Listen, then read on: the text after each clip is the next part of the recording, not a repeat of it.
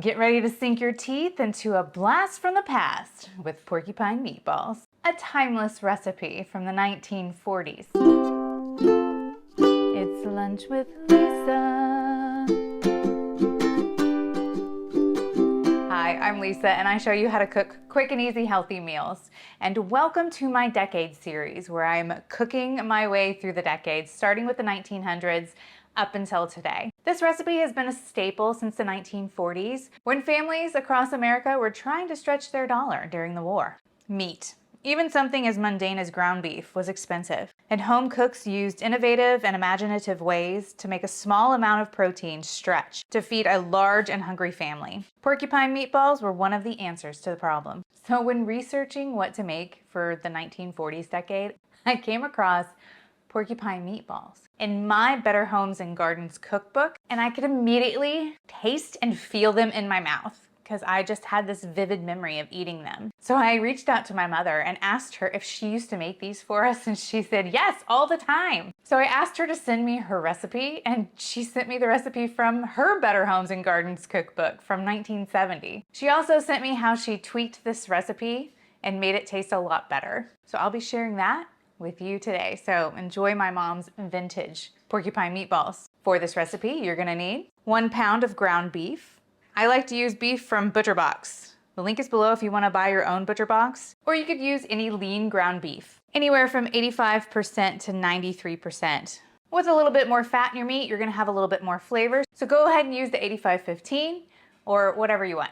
1/4 cup uncooked long grain rice, 1 slightly beaten egg, 1 tablespoon chopped parsley, 2 tablespoons chopped onion, 1 teaspoon salt, and a dash of pepper. Tomato paste, you'll need about 2 to 3 tablespoons worth, garlic powder, onion powder, 1/2 cup of chicken broth or water, and a couple of glugs of Worcestershire sauce. Grab a bowl and start by combining your ground beef with your rice, the egg, chopped parsley, your chopped onion, salt, pepper, 1 tablespoon of the tomato paste, a glug or so of Worcestershire sauce, and about 1 teaspoon each of garlic and onion powder. Mix this together thoroughly.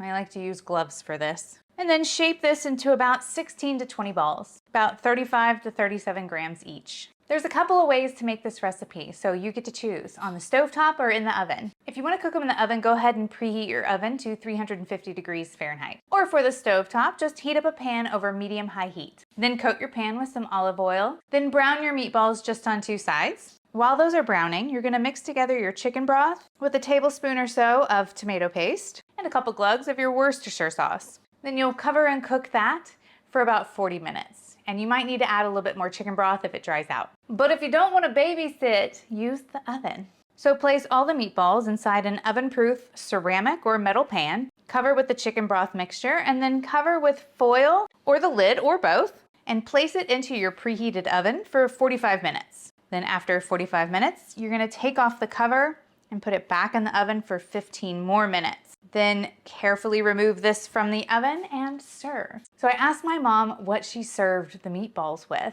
And she said peas, green beans, salad, and maybe some bread. But feel free to serve them with anything you like. They're good over mashed potatoes, or with cabbage, or with some extra rice. Adding fiber to my diet has been life-changing, making sure I'm getting at least 25 grams a day. This doesn't have a whole lot of fiber in it, so I'm gonna add some fiber to my meal. You can do that with fruits and veggies. I'm using a tortilla because it's just got a crap ton of fiber. And for a treat, I'm having some tiramisu that I made for my 1980s video, so make sure you're subscribed so you'll get notified when that drops. So I showed them to my son, and he said they look like maggots.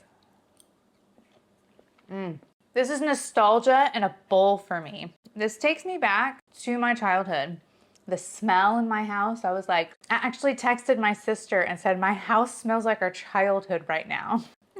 And I reminded her of these porcupine meatballs, and she goes, I forgot about those. I'm gonna make those for my kids and see if they like them. It's been really fun to look through the past and remind myself of old recipes, especially ones from my childhood. So I'm just glad I got to share this with you. And I'm so glad I got to chat with my mom about old recipes.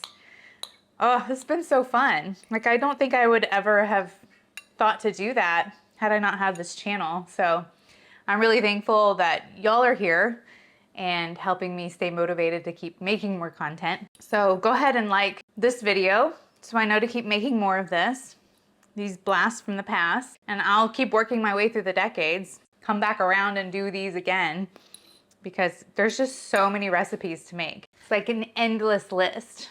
If you like this recipe, I know you'll like this one too. So I'll see you in my next video. It's lunch with Lisa.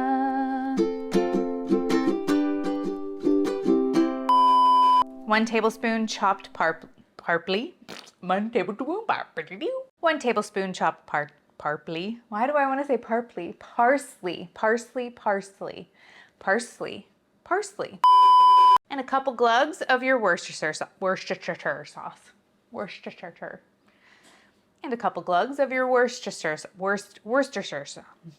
And a couple glugs of your Worcestershire sauce.